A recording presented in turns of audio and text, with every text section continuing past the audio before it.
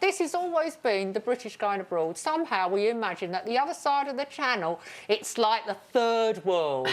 They don't have tea, they don't have real butter. They don't have iron. They don't have real bacon. And I mean, my first memories of my mother, her first trip to France back in the 1950s, I caught them packing the car and they were going on a camping holiday and they rammed the car full of stuff and I found my mother packing the car with tins of potatoes. Tins of potatoes. I mean, like, she said, well, you might not be able to get nice potatoes in France. But I think I've inherited that because I tell you what I take on holiday. Here we go. Pretty shameful. Coffee grinder. A coffee grinder? Well, I always take a coffee grinder because I might not like the hotel coffee. How big is your coffee grinder? Well, I take a coffee grinder and I take a bag of coffee beans because I want to have my coffee. Look at that, they're looking at me as if I'm deranged. I also count out the knickers.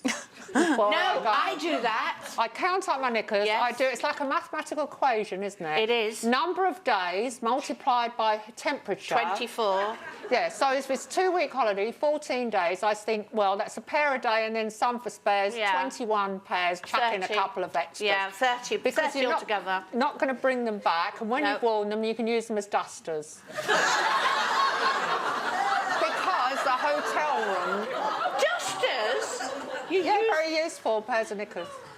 I'm sorry, you use your knickers and then dust with them? Yes.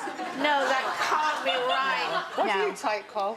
I take dusters. Not knickers Real ones. now.